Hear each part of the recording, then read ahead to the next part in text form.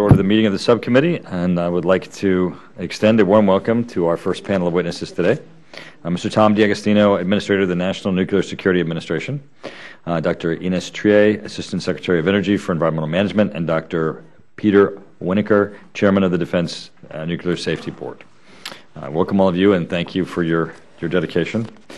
This annual nuclear budget hearing has typically focused solely on the Department of Energy, DOE, and National Nuclear Security Administration, NNSA. However, the Department of Defense also has a significant role in maintaining our nation's nuclear deterrent, and as the primary customer for NNA's weapons activities, is directly responsible for shaping many of NNSA's plans and programs.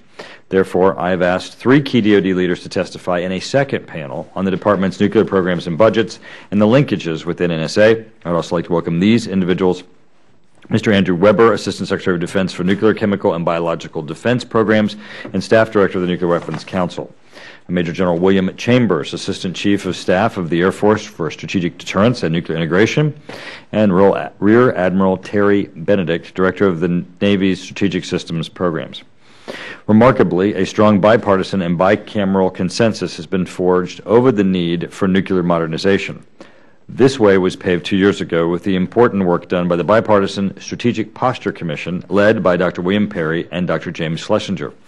Less than 2 weeks ago, all 16 members of this subcommittee sent a letter to the Budget Committee urging them to support NNSA's funding increases and to ensure that such funds are categorized as national defense. The Nuclear Posture Review and the Section 1251 report made many promises with respect to the modernization of our nuclear warheads, delivery systems, and infrastructure. Based on what I have seen thus far of the fiscal year 2012 budget request, I'm encouraged that the administration appears ready to honor these promises. But there is much work that needs to be done, and my focus today is to understand exactly how these programs are being implemented in the plans, programs, and budgets of NNSA and DOD. NNSA has outlined a tightly choreographed warhead life extension plan over the next 2 decades that meets DOD's requirements, matches its available capacity and workforce, and syncs to its infrastructure modernization plans. Any perturbations in this plan or changes in funding have wide-reaching implications. To this end, I am particularly concerned about the B-61 Life Extension Program, LEP. Despite specific timeline requirements, the magnitude of the B-61 LEP will not be known until cost and design study is completed later this year. NNSA has been unable to start the W-78 Life Extension Program, which will also explore the feasibility of a common ICBM and SLBM warhead, due to limitations in the continuing resolution. I would ask Administrator D'Agostino to discuss how these programs are being managed to minimize schedule and cost risk. I'm also concerned about NNSA's 2 major construction projects at Los Alamos and Y-12. This year's budget request includes revised cost estimates for both projects based on a 45% completion design, which are significantly higher than earlier estimates. Despite the cost growth, only $340 million has been added to the future year's nuclear security program, FYNSP. The majority of the construction funds will come outside the FinCIP. I would like to understand what is driving these costs and how NNSA plans to simultaneously manage these large-scale construction projects. The $4.1 billion increase in modernization funding contained in last November's 1251 report is welcome, but upon further inspection is a bit misleading. Of the $4.1 billion added to the future year's nuclear security program, $1.5 billion of this, or 37%, is allocated to employee pension plans, not modernization.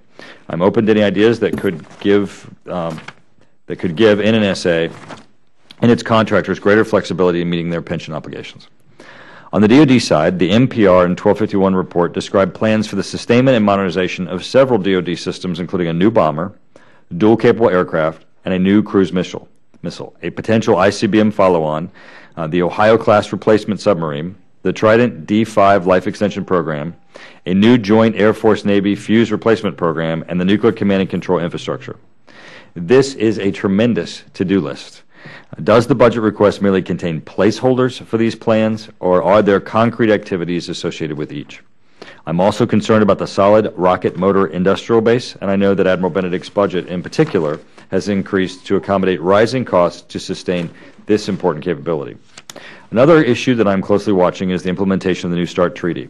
we have yet to see exactly how DOD will implement the force reductions in the treaty or the associated funding requirements.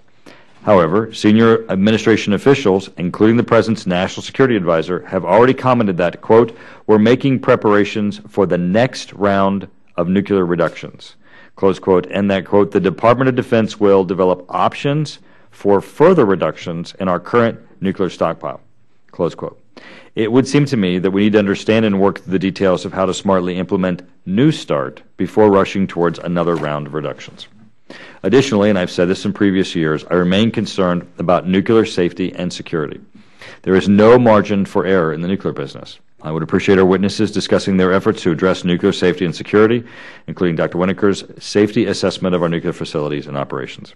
In the area of environmental management, I would welcome Dr. Trea's update on EM progress to date, her priorities, and the challenges ahead. Additionally, our committee included a provision in last year's defense bill to authorize the establishment of energy parks on former defense nuclear facilities. Miamisburg Mound, in my district in Ohio, was once a key Cold War-era nuclear production facility, and after an extensive cleanup effort, has been redeveloped into a business park for high-tech companies. It is certainly one of the success stories in the cleanup process, and it is a candidate for channeling the community's legacy nuclear expertise into new energy research. I've also asked Deputy NNSA Administrator Harrington to participate in today's hearing to address member questions on nuclear nonproliferation.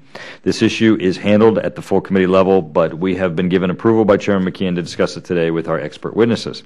There is a strong bipartisan support to keep dangerous material out of the wrong hands, especially for the urgent task of identifying, securing, and reducing foreign sources of potential nuclear and radiological threats.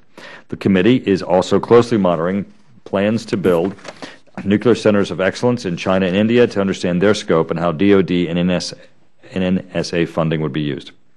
On a final note, I would want to make it clear that while our subcommittee supports the increase in nuclear funding, we do not write blank checks. We will continue to conduct rigorous oversight of the nuclear portfolio, seek out areas for cost savings and efficiencies, and make budget modifications consistent with our oversight findings. I would like to thank our witnesses for being with us today. Your leadership and expertise is greatly appreciated. And with that, I'd like to turn to my ranking member, Ms. Sanchez, for her opening comments. Thank you, Chairman Turner. Thank you again to all of you for being before us. Thank you for several of you, Secretary and others, who met with us ahead of time to discuss some of the issues. And I know that brought a whole bunch of other questions. So I'm hoping it's a busy morning, but that more of our members show up to ask those questions. If not, you'll have a lot for the record, I'm sure. I'd like to touch on a few specific issues related to nuclear nonproliferation, nuclear cleanup, and sustaining our nuclear deterrent and our nuclear forces. First, I've been very concerned about the delays in the urgent nuclear nonproliferation efforts stemming from the continuing resolution. Even as securing all vulnerable weapons usable material in 4 years remains one of the most pressing national security issues that we have. I'm also interested in hearing about interagency coordination and how the Department of Defense supports nuclear nonproliferation activities and what opportunities and challenges still remain for cooperative threat reduction. Next, the nuclear cleanup remains an important priority. Sites like Hanford and Savannah Riverside played a unique and irreplaceable role during the Cold War, and now we must make diligent and quick progress towards cleanup. So I'd like to hear a little of that. I look forward to the opportunity to hear about the progress made, especially because I know we put monies in the stimulus package to be able to do that, and what problems and pitfalls still remain with respect to that. Third, President Obama and Vice President Biden have made clear the importance of maintaining a safe, secure, and reliable nuclear arsenal without nuclear testing, especially in the context of nuclear weapons reductions. And so I look forward to hearing about how the fiscal year 12 budget request will strengthen the stockpile stewardship program. Several challenges loom ahead, including how NNSA will oversee concurrent construction on time and on budget of the chemistry and metallurgy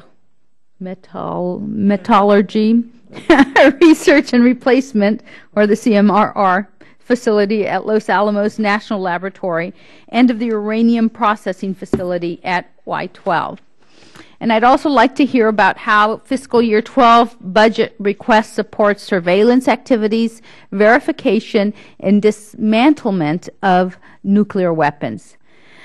And I'd like to hear the discussion of Department of Defense's plans for sustaining and replacing our nuclear forces in the context of the New START force reduction and potential further nuclear reductions, and what cost savings, if any, are being considered there.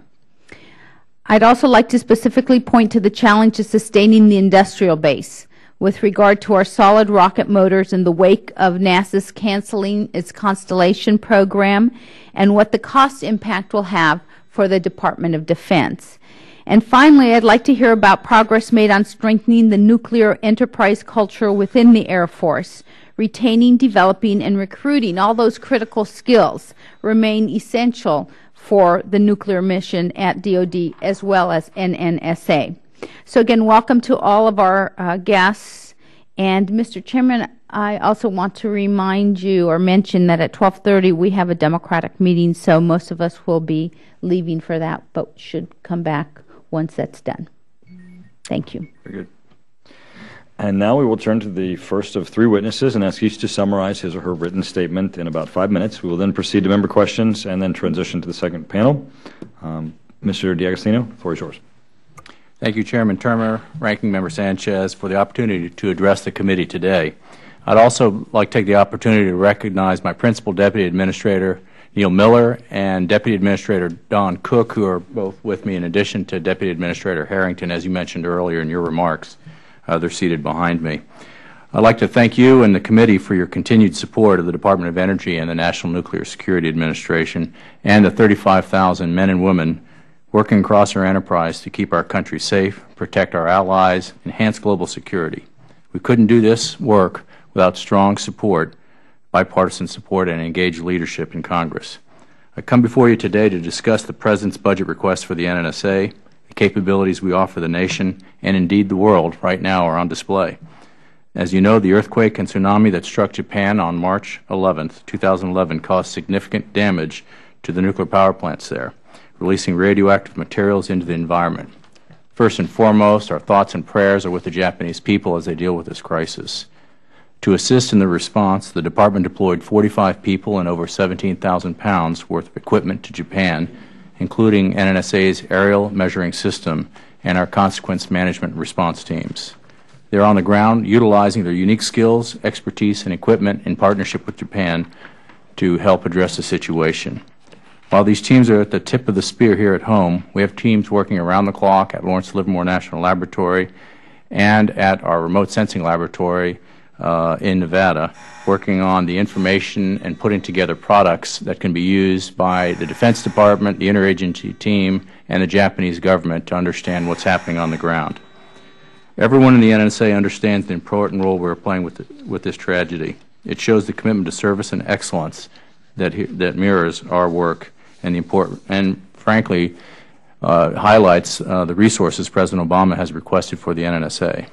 The budget request seeks to make critical investments in the future of our enterprise, which will allow us to continue to implement the President's nuclear security agenda.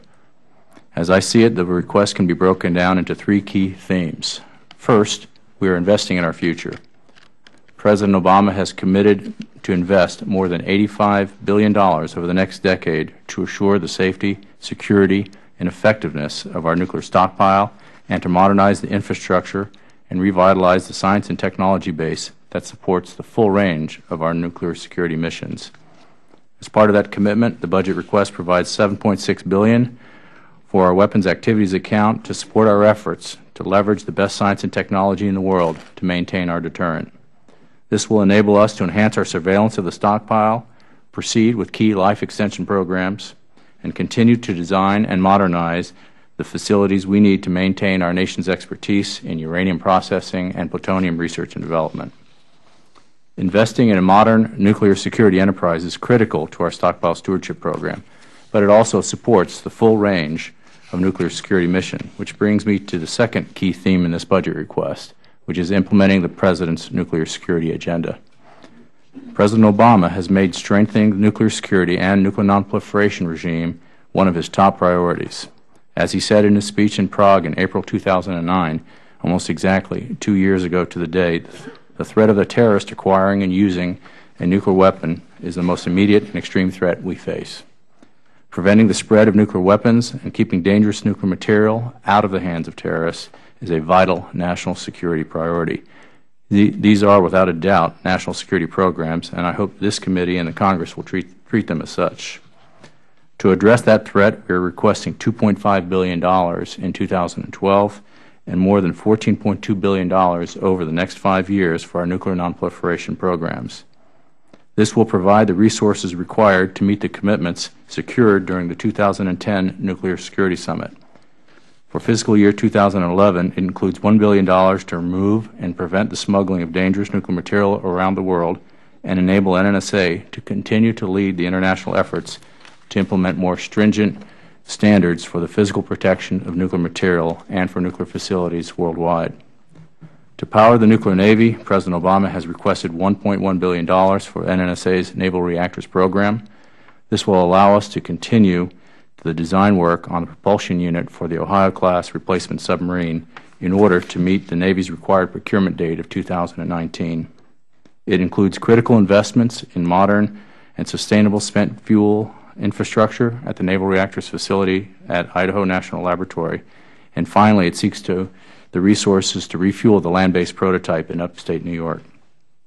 Mr. Chairman, I realize that this committee has many competing requirements. And while I believe that nothing is more important than assuring our nation's security, I also recognize that this request comes at a time of acute financial stress for our entire country. It is my responsibility to assure to you that we can manage those resources wisely. This brings me to the third theme outlined in this request, and that is our commitment to improving the way we do business and manage our resources. Together, we are working with our M&O partners to streamline our governance model, to devote more resources to critical mission work and maximize our ability to complete our mission safely and securely. We're making sure that we have the right contracting strategy in place. We are improving our project management by ensuring we have qualified project managers leading our major projects, setting cost and schedule baselines on construction projects when design work is 90% complete, subjecting those estimates to rigorous independent reviews, and placing a renewed focus across our organization on sound project management. That's why we recently created a new policy and oversight office for managing major projects that reports directly to me. This will help ensure that project management gets the senior level, high level of focus that it deserves. And we're continuing to find ways to save money across our enterprise.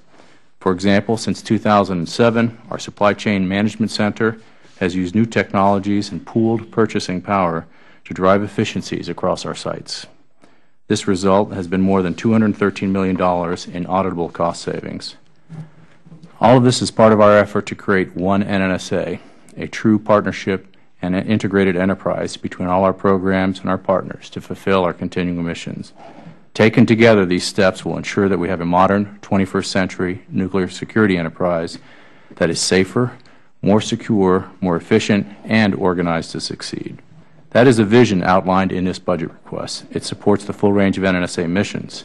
More importantly, it invests in the infrastructure, the people, and the science and technology required to fulfill our mission and to make the world a safer place. I look forward to working with the members of this committee, and with that, I'd be happy to take your questions. Thank you. Dr. Trea.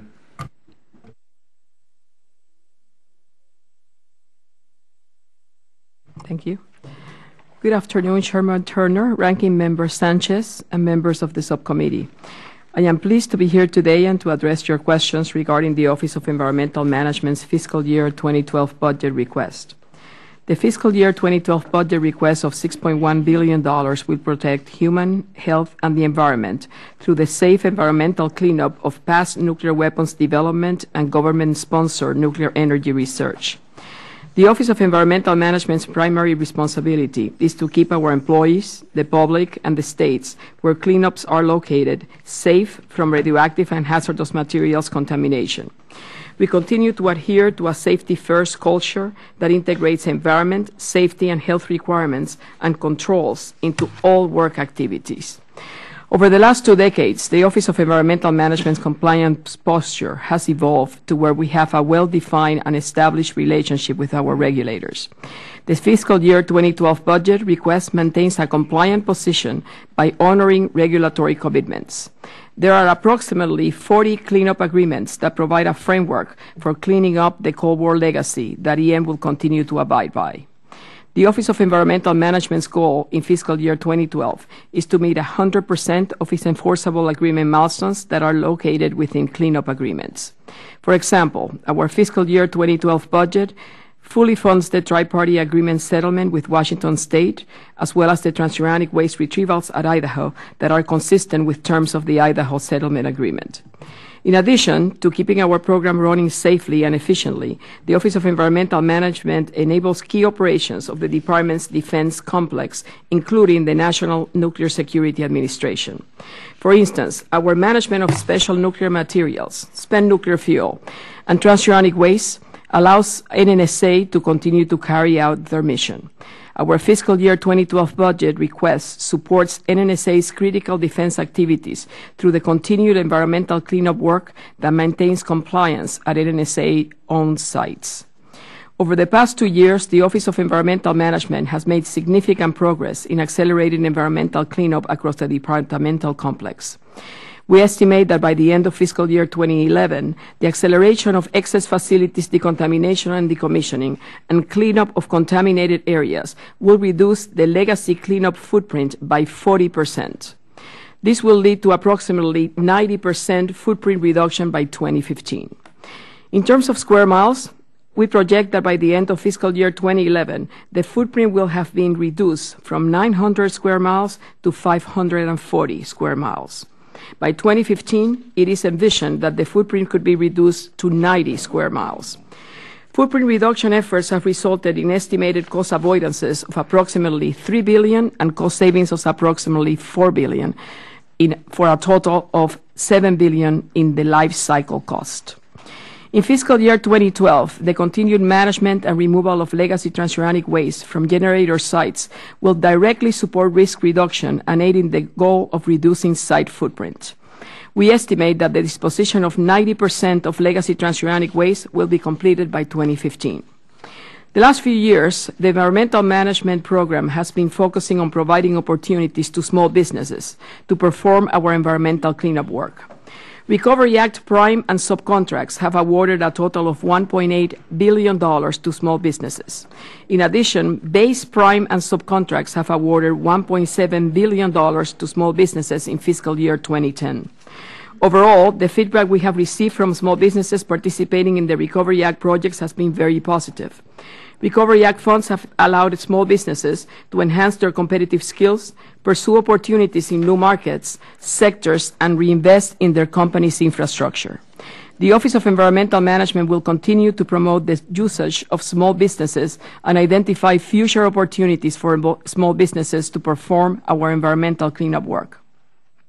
The Office of Environmental Management's continued progress in contracts and project management performance has resulted in our program meeting 3 of the 5 criteria needed to be removed from the Government Accountability Office high-risk list.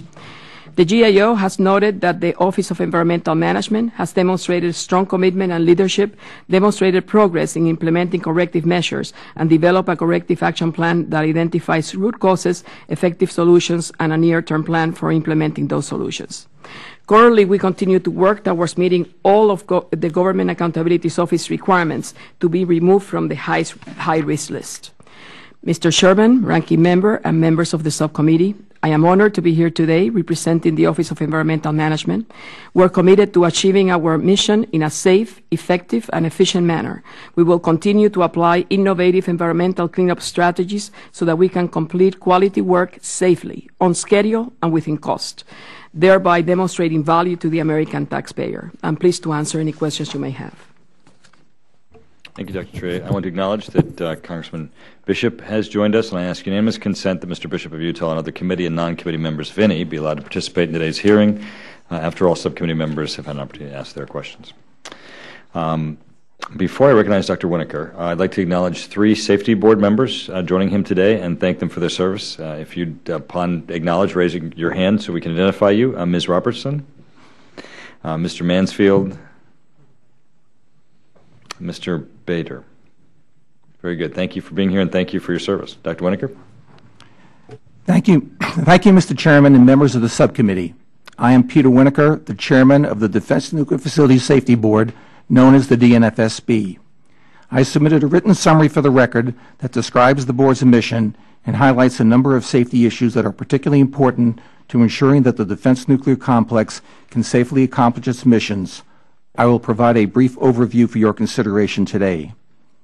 Our agency was established by Congress to provide safety oversight for the defense nuclear facilities operated by DOE and now NNSA. We are the only agency that provides independent safety oversight of DOE's defense nuclear facilities. The board's budget is essentially devoted to maintaining and supporting an expert staff of engineers and scientists, nearly all of whom have technical master's degrees or doctorates, to accomplish our highly specialized work. The President's budget request for fiscal year 2012 includes $29 million in new budget authority for the board. This is $3 million more than fiscal year 2010.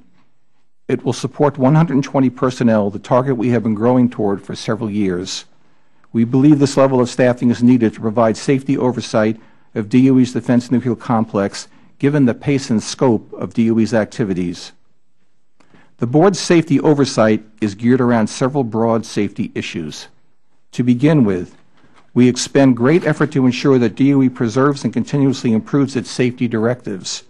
We are carefully evaluating the outcome of the DOE 2010 Safety and Security Reform Plan, as well as DOE's follow-on initiative to compress its review process to expedite revision of 7 health and safety directives essential to public and worker safety. At this time, DOE and NNSA are designing and building facilities with a total project cost of more than $20 billion. I cannot overstate the importance of integrating safety into the design of these facilities at an early stage. Failing to do so will lead to surprises and costly changes late in the process. The board is committed to the early resolution of safety issues with DOE. To that end, we publicly document significant unresolved technical differences between the board and DOE concerning design and construction projects in quarterly reports to Congress. The board is continuing to urge NNSA to replace unsound facilities and invest in infrastructure for the future. The 9212 complex at Y-12 and the Chemistry and Metallurgy Research Replacement Building at Los Alamos are both well overdue for replacement.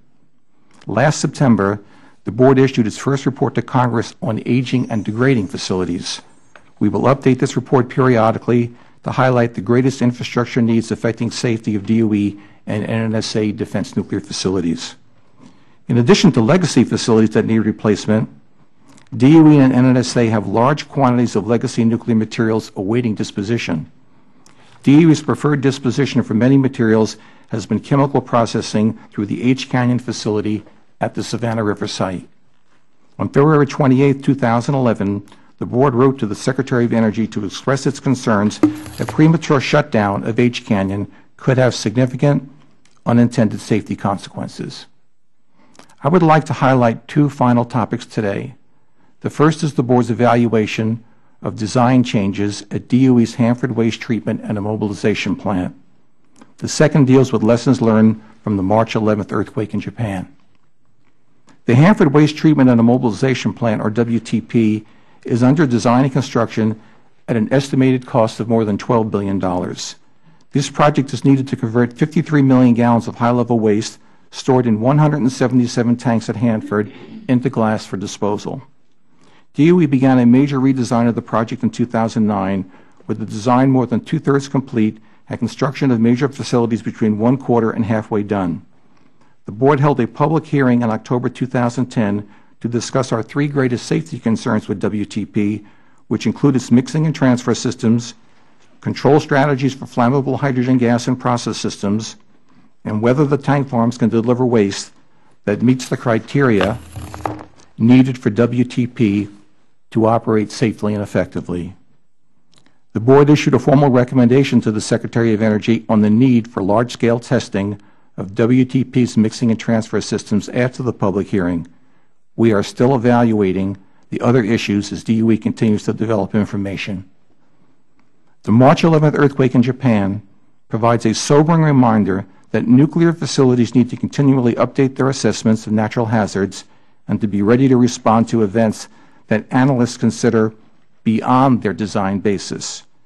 12 days after the earthquake, the Secretary of Energy issued a safety bulletin on events beyond design basis analysis, which requires DOE sites with hazard category 1 and 2 nuclear facilities to assess their ability to respond to beyond design basis accidents.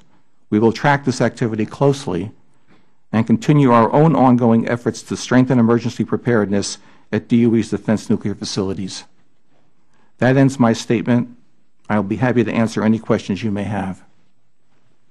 Okay, thank you. We're now going to turn to a 5-minute round of questions because we have so many members who are in attendance who want to ask questions. We're going to try to limit it to 5 minutes and then hopefully get to a second round with our goal of getting to the second panel with plenty of time for members to participate with the second panel. Mr. D'Agostino, both my questions are going to be directed to you in the first round. And the first question goes to the issue of New START. As I indicated in my opening statement, everyone has a lot of questions about how New START will be implemented, and yet administration officials are discussing further reductions to the stockpile as evidenced by their own statements.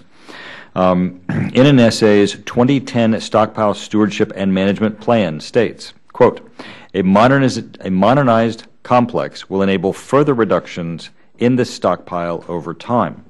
Now, looking at that statement, I assume that the converse of that is also true, meaning that it could be viewed as a constraint also for the reductions until modernization of the complex is completed.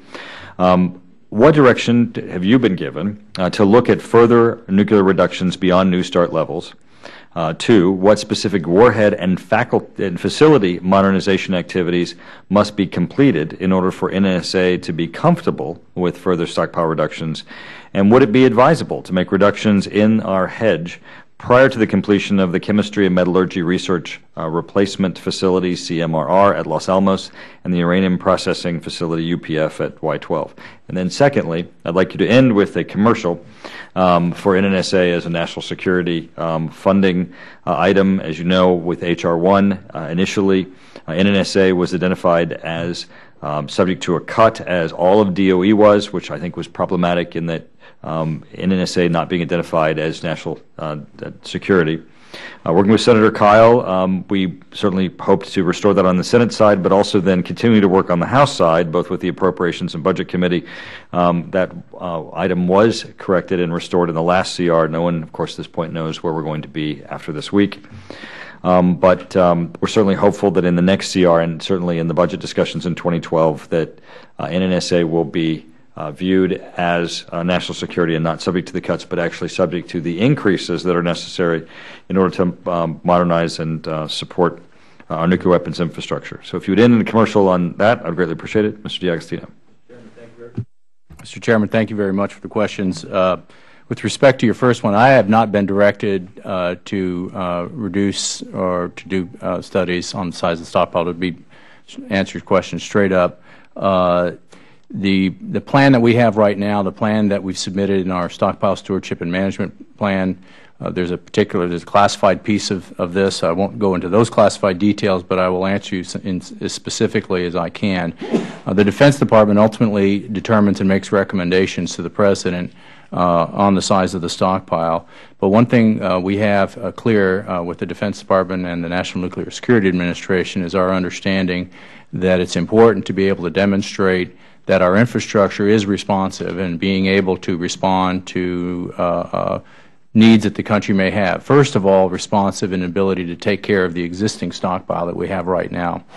And we've identified that in our plan as having a uranium processing facility that is up and running, having a chemistry and metallurgy research replacement facility that is available to do the surveillance work on our stockpile and help support a modest amount of pit manufacturing capability. We've also identified this on our high explosive pressing capability. Right now, we are very limited in our ability to make the size of high explosives that we need in order to support the stockpile out into the future. And we have a project at the Pantex plant in Amarillo to go off and replace that capability. These are just some examples of some infrastructure pieces that I believe will be necessary to demonstrate, not just build, but demonstrate the operation of, to show that we do have a responsive infrastructure, an infrastructure that can respond to national needs. The advisability piece of your question might be best deferred to our Defense Department, my Defense Department colleagues who will be joining in the second panel. But I would say there is a consistency in what I just said and in the plans that we submitted to Congress on that front. With respect to the National Nuclear Security Administration, the work we do is work on nuclear weapons, taking care of our stockpile. It's providing the propulsion systems for our submarines and aircraft carriers. It's about protecting nuclear material so they don't not get in their hands of terrorists. And it's providing the capabilities to respond to nuclear emergencies, and including the emergency we have right now.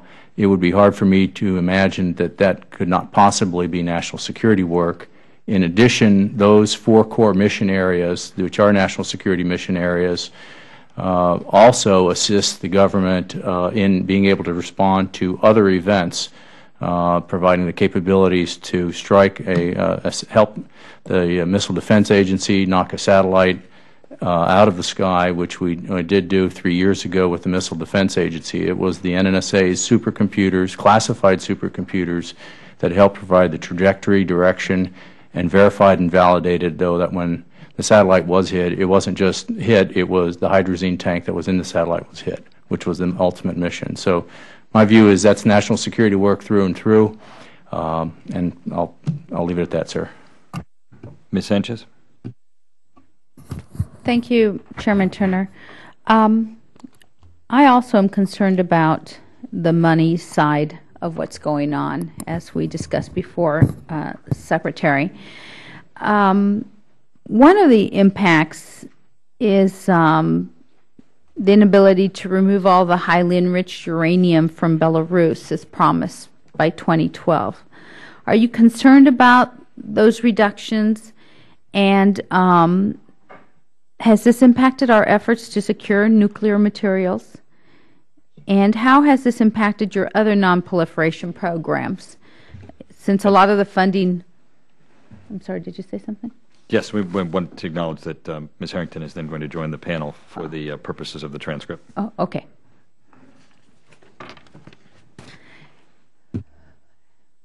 Okay, so back to my question. What's going on? What do we need to worry about here? I'll start and ask my colleague Ann Harrington, who runs the day-to-day of the non-proliferation program, for me. We are deeply concerned about the reductions we had, particularly in FY11. We had a very significant increase from our FY10 requests, specifically directed to work off of our goal, or the President's goal of securing nuclear material, vulnerable nuclear material, within the next 4 years. And that required a sizable increase in resources. We do have the scope of our work well identified. You mentioned one of the countries. There are a number of others that we're working on right now as well. Without these resources, and of course we're 6 months into the fiscal year right now, without these resources, what we've been doing is essentially doing what I would call day-to-day program management on this to try to minimize the impact on the specific projects we have of securing this material. I'll let Ms. Harrington deal with the specifics of the countries and the like. So, Ann? Welcome, Ms. Harrington. Thank you. Thank you, Chairman, and thank you, Ms. Sanchez. The impact of the continuing resolution has been minimized to this point by a lot of active and almost daily review of budget allocations within the Defense Nuclear Nonproliferation budget. We have tried our best to maintain an aggressive schedule for removing and protecting the vulnerable materials that have been identified around the world, but we are rapidly approaching the point where the trade-offs for continuing that very forward-looking schedule will become more and more difficult to maintain. For example, we're confronted with choices such as, do we not deliver a detector for an Air Force launched satellite that gives us our only capability to detect nuclear detonations around the anywhere from the ground through to space, or do we reduce our efforts to install radiation detection equipment at container seaports around the world, as we have been directed by Congress to do, or do we implement other programmatic slowdowns or eliminations that would cause us to reduce capabilities in one aspect or another. But we have tried very hard so far, because we realize we all do need to make a contribution to reducing the deficit. But as the Administrator pointed out, these are national security trade-offs that we're making, and I would be untruthful if I were to say that the current situation has had no impact. Thank you. Thank you. I have a question for Dr. Trea. There was a lot of money put in the stimulus to work on cleanup. I have a lot of colleagues who say that that stimulus money wasn't spent well, or its purpose wasn't very well defined. Can you talk a little bit about those particular monies and what progress you've made with those monies and what challenges still remain for cleanup? Thank you very much. I believe that the Recovery Act portfolio of the Environmental Management Program has been extremely well defined. We selected activities in the portfolio for which the Environmental Management Program has a proven successful track record. The regulatory framework was well defined, and we had contracts in place so that we could immediately put people to work. Bottom line is that we have been able to deal with 260 of the excess facilities in the weapons complex. And we have been able to deal with 8,000 cubic meters of transuranic waste and 85,000 cubic meters of low-level waste. 2 million tons of million tailings. And with respect to the amount of active footprint area reduction, as I was saying before, we have been able to decrease the footprint by 30% so far, from over 900 square miles of active cleanup down to, by the end of 2011, 540 square miles. We think that not only we're going to meet the administration's goal of 40% reduction by 2011, but we're going to surpass it. At our Hanford facility, we are looking to surpass the 40% goal to over 50%. At our Savannah River site, we're going to reach over 60%. So I believe that the work that we have done in the Recovery Act program has really assisted the complex, the Department of Energy complex, to accelerate cleanup activities and demonstrate the progress that can be made due to these economies of scale. Great. Thank you, Mr. Chairman. Thank you. Mr. Franks? Well, thank you, Mr. Chairman, and thank all of you for being here. Secretary D'Agostino, I guess I'll start with you if you don't mind. I know that one of the 5 campaigns of the National Nuclear Security Administration is readiness, and I understand you've got a lot of things to keep track of, but one of those elements, of course, of readiness includes the production of the critical nuclear weapons component of tritium. And the GAO report recently said that the sole U.S. production facility was leaking large amounts of tritium into the cooling water, which in my mind potentially compromises that source, it being our sole source, and adds to the concern over a shortage of tritium. And I guess my first question is, how is the shortage of that key ingredient being resolved? And is the request for $142.5 million for the readiness campaign sufficient to not only increase the tritium production, but to an acceptable level, but at the same time address the other components of the readiness campaign? Mr. Franks, with respect to your question on tritium, we had established an incredibly stringent permeation rate early on in the program to what I would call something that was probably physically impossible to do. Not realistic, yeah. Yeah, unrealistic. Mm-hmm. And so we have realized, even after a check and a design on the TP bars, which are the tritium-producing burnable absorption rods, we've made an improvement in the permeation rates. In other words, reduced the permeation rates, but not to the level that we'd had before. So what that does, in effect, to make sure that we remain within our NRC, Nuclear Regulatory Commission license piece, is have a reduction in the number of tritium rods that we put inside each reactor core load at Watts Bar. We don't have a tritium, a near-term tritium problem. It'll be 5 years if we stay at this certain rate before we end up having any concerns on tritium production. And this gives us plenty of time to do a couple of things. We have a couple of backup plans in this area.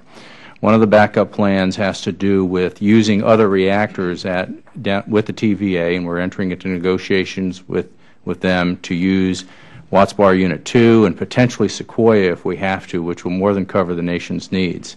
But we're also doing another thing, and that's modifying the environmental impact statement and taking a look at the license amendment to what would be a reasonable and still very safe tritium permeation rates to allow us to increase the number of tritium rods in each reactor core load.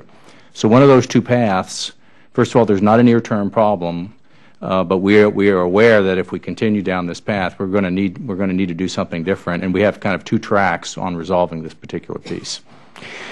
Well, I wish all questions could be answered that favorably, huh? Yeah, that's pretty encouraging. Well, Mr. Secretary, let me then switch gears completely on you. I know that your testimony over the years here that I've been here in this committee has been, I think, dead on target related to the potential of terrorists gaining some type of access to nuclear weapons, whether they develop them or someone gives it to them. And one of the concerns I've had lately, in addition to that, or I should say in specificity, is the whole concern that now there's indication that smaller warheads, very small warheads, 1 or 2 kiloton warheads, can be enhanced to emit greater gamma ray radiation that makes them a more potentially dangerous weapon in the hands of enemies trying to launch an EMP attack against the nation, or even in a given area. So my first question is that, without getting into any classified areas, is that a concern that you have? And secondarily, with all of the misinformation related to older Soviet, to use the phrase suitcase bombs, it seems like if anything would fit that category or fit that description, it would be one of these small 1 or 2 kiloton warheads.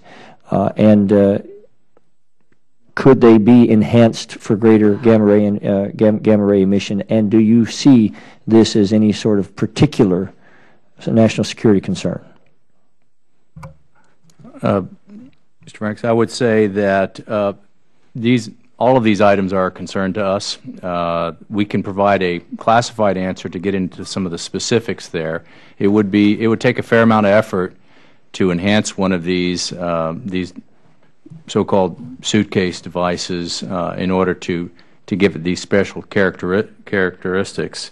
We're concerned about whether it's 1 kiloton, 500 tons, 10 kilotons. We're concerned with that whole range, and that's why we have a program really focused on the material piece of the problem, obviously coupled with the intelligence community itself.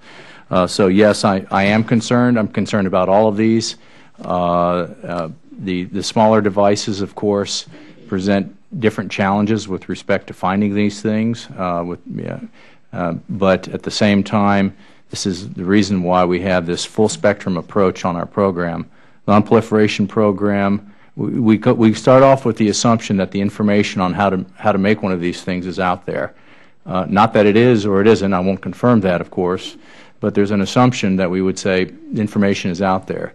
Therefore, this allows, we have to focus on the material piece of this, stopping the, protecting the material in its place, detecting illicit transfers of material across borders and land border crossings, getting rid of excess material that we may have so doesn't contribute to the problem, and looking at ways to convert from highly enriched uranium to low enriched uranium across research reactors and isotope production reactors that we have.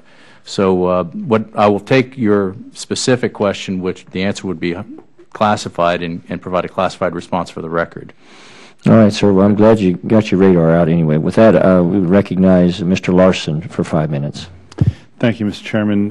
Secretary D'Agostino, what relation does your 2012 nonproliferation budget have to your 2011 nonproliferation budget? That is to say, what impacts will be on your 2012 budget for implementation if your 2011 budget is not provided, 2011 request is not provided? If the 2011 request is not provided, that puts us very far behind on our security work, for sure, in a number of areas. We'll look to do it in a balanced way to make sure our highest priority things are completed in FY11. What that does is it puts an extra strain on the FY12 budget, and I don't know if you've noticed, our FY12 budget is slightly less than the FY11 budget, and that's because in the FY12 budget we do not have a $100 million increment in there for our work on the fissile material disposition with Russia. There's a series of payments that go on with that. So if we don't get the FY11 budget, and if we are trying to maintain our focus on securing material worldwide without giving up the other elements of our defense nonproliferation program, those FY12 resources would be severely strained, and we would certainly not be able to honor the commitments we have made internationally and commitments we've made to ourselves on securing this material worldwide. Would you like additional information from Ms. Harrington? Or? That's good right now. Okay. I just want to thank the chairman here and the ranking member for taking the lead on this letter that we put out in the last 2 weeks regarding the I think the not just the desire, but the need to look at this part of the budget as a part of the defense budget, as opposed to just another part of the energy budget. And hopefully we'll be successful in moving that forward. A question for Dr. Winokur with a short I. That's correct. Yeah. On page 18 of your testimony, you discuss the WTP, Hanford WTP, and the three safety issues that you found as a result of your hearing. I didn't really recall from your testimony what's been the follow-up. October 2010 were the hearings. We're now in March of 2011 or April 2011. Perhaps 5 months is not long enough, but what has been the result of these three findings?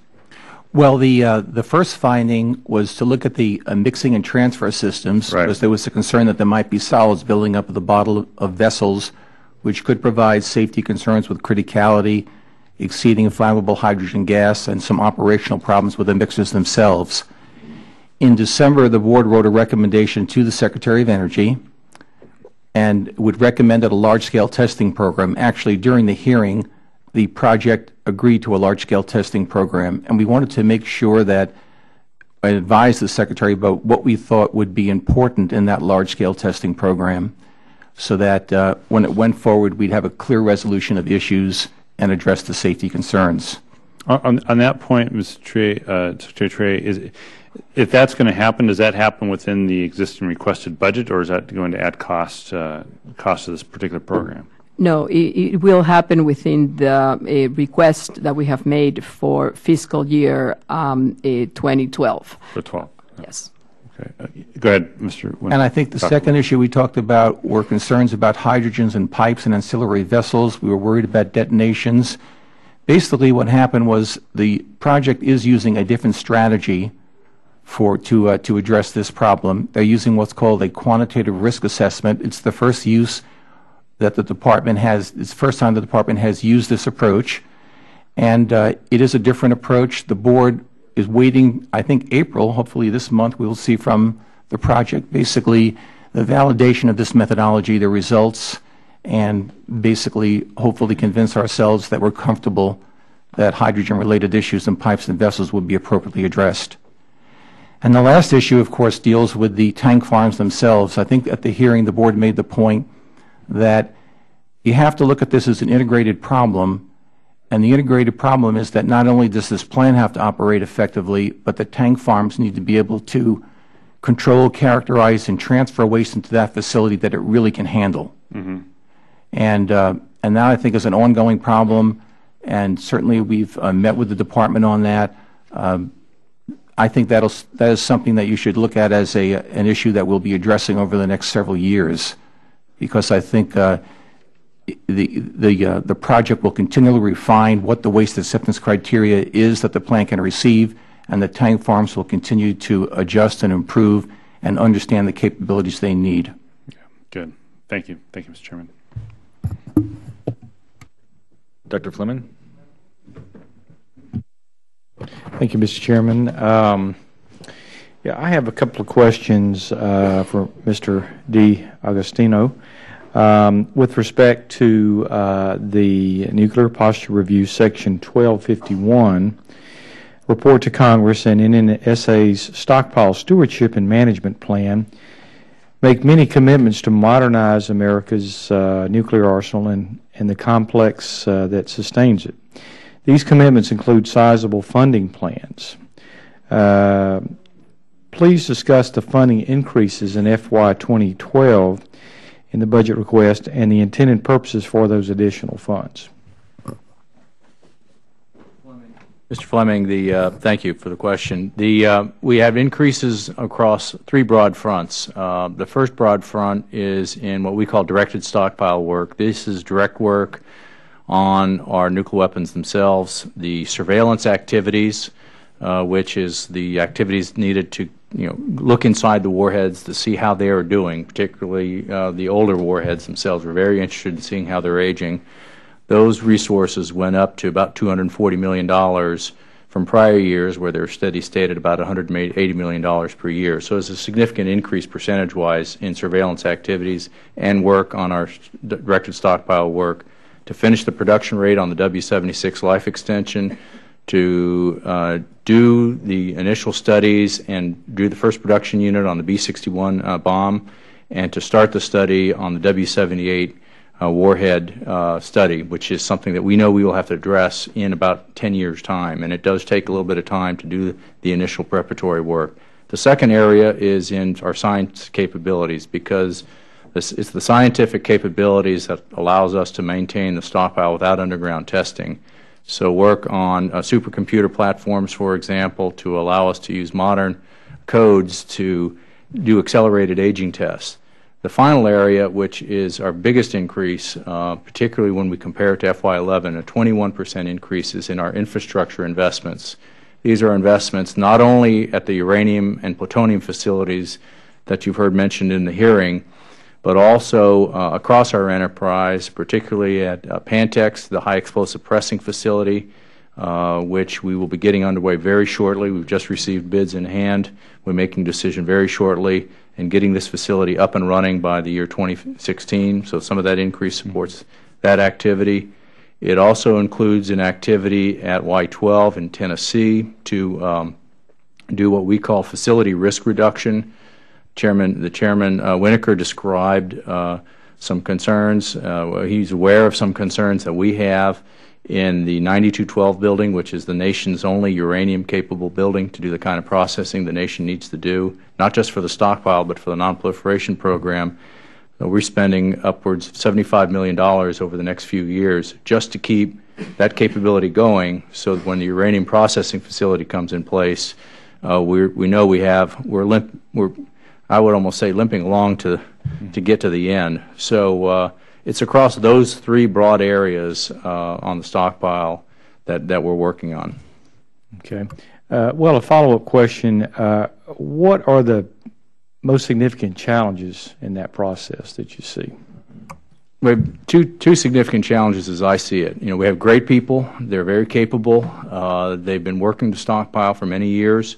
But the two big challenges that I see are in being able to recruit the next generation of folks so that the people that we have now can train this new generation, because we have a golden opportunity for the next 15 years. We're doing a tremendous amount of work, and this is the time to get that next generation up and running, because that next generation are the folks that are going to take us from 2025 out to 2045, 2050. And again, this isn't just about nuclear weapons. Of course, it's taking care of the stockpile, but that next generation will do that vital nuclear counterterrorism work, because the best person to have on your team to take apart an improvised nuclear device is a weapons designer that knows how to put together to begin with. So we want to make sure those people are connected up. So it's the people piece is the first one. The next challenge is project management. We have, as the Chairman mentioned, a number of very significant complicated facilities that we're going to be building over the next 15 years. We have to make sure that our project management house is in order and running well and has all the elements of nuclear safety, project management principles, and the like. We've started down that road to address this problem. You have to address it early, because the time to catch the problem is early on in a project, not after you've started, not after you're done with the design and are trying to pour concrete. So the things we've taken to move early is get our project management policy changed, and I mentioned one thing earlier, which is let's finish the design work before we go off and start pouring concrete, doing sound cost estimates in between each of our critical decision pieces. And we've done this, we changed our organization. Neil Miller has brought a tremendous amount of management expertise into the organization and has looked at this and said, project management is the piece. We need an office that's solely focused on this, and we need to recruit the best person to run that office. We're actively looking for the best person we possibly can to run this particular office to get this project management piece right. We've had some early success, but we need some longer successes. We've had early success that the Project Management Institute has awarded some of our projects, one project in particular, an ANDS program, the Distinguished Award, which is the first time ever a federal agency has ever won this award for one of ANDS projects. The National Ignition Facility has been running steady state and is executed, and they've won the PMI Award of the Year last year for the most complicated project. But our challenge is not the past. Our challenge is the future, and that's what we're going to focus on.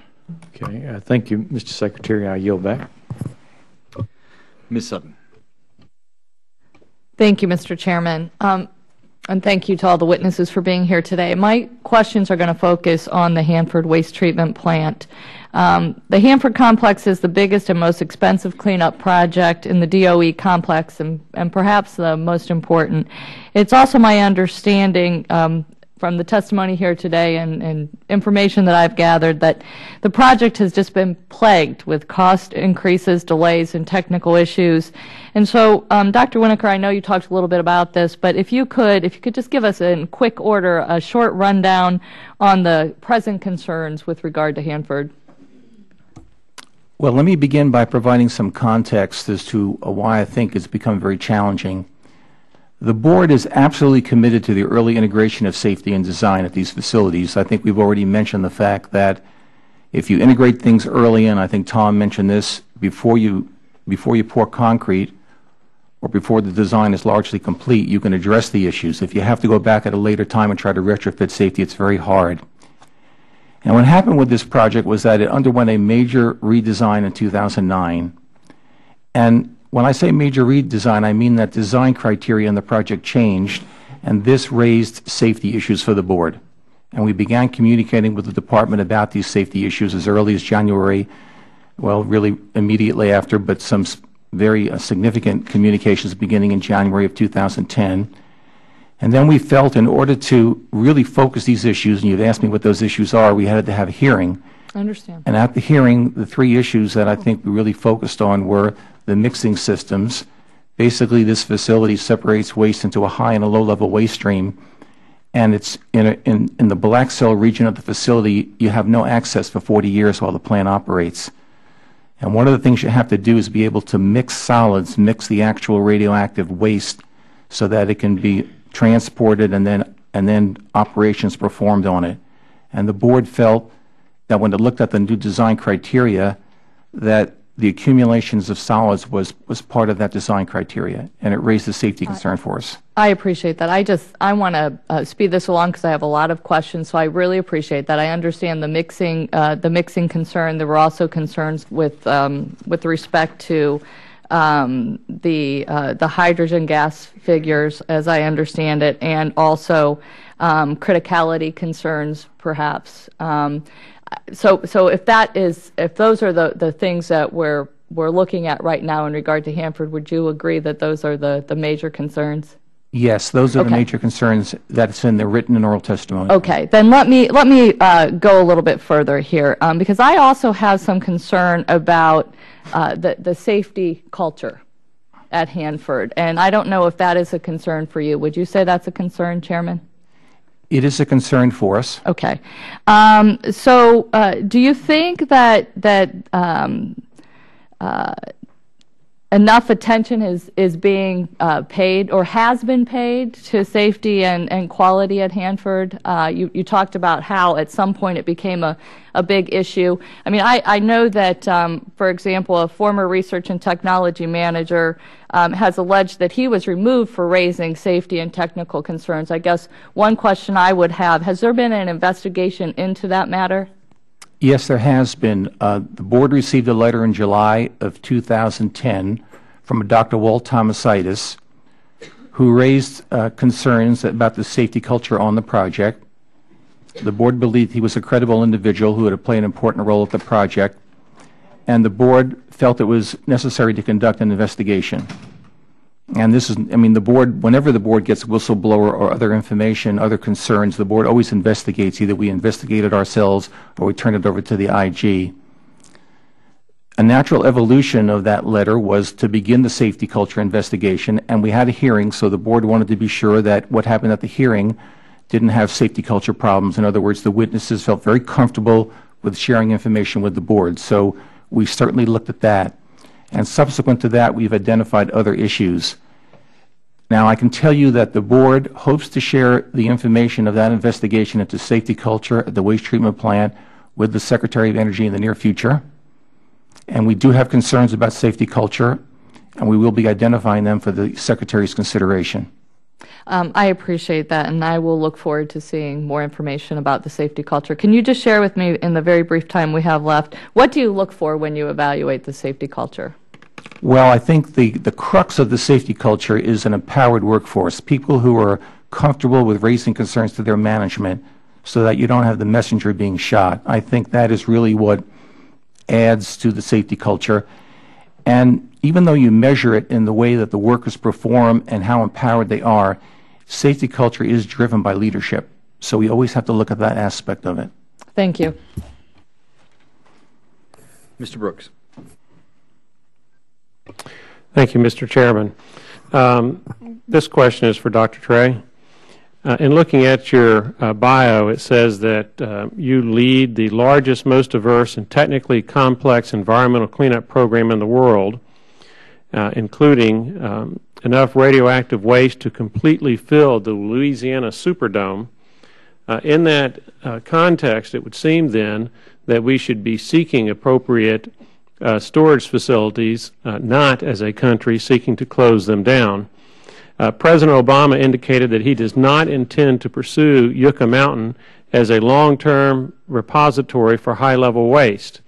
Yucca Mountain remains designated by law as a repository for high-level radioactive waste. In your judgment, would Yucca Mountain serve our repository needs? As the Secretary has testified, we believe that the studies that are going to be conducted by the Blue Ribbon Commission will inform any decisions moving forward that the administration will make with respect to a high-level waste repository. I would just point out, that the waste that we have in the environmental management complex is low-level waste, transuranic waste, and high-level waste. And the waste isolation pilot plant has been operating safely for 10 years and has been able to disposition over almost 80,000 cubic meters of transuranic waste since it started working. And we have very viable options for low-level waste. As we progress in taking those lessons learned, those will all be taken into account in the Blue Ribbon Commission studies, and I personally have been asked by the Blue Ribbon Commission to give them the lessons learned from my time as the field manager of the waste isolation pilot plant dispositioning of transuranic waste. So I believe that we're committed as a country ultimately to have a repository for high-level waste, and we are awaiting the Blue Ribbon Commission recommendations to the Secretary in draft form in the summer and finalized in the next calendar year. Do you have a judgment as to when studies on Yucca Mountain first began and how many have been conducted? The Yucca Mountain project is not part of the portfolio of the environmental management program, but I understand your point that we're talking many years, even a decade or so? Yes. Why is another study needed?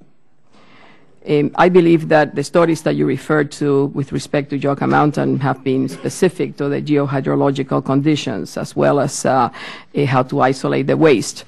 The Blue Ribbon Commission is looking, I believe, more broadly as to what are the options for a high-level waste and spent nuclear fuel. They're not looking specifically at the geohydrological conditions of any particular site, but they're looking at the process that got us to a point that the administration felt that it could not move forward with the Yucca Mountain decision.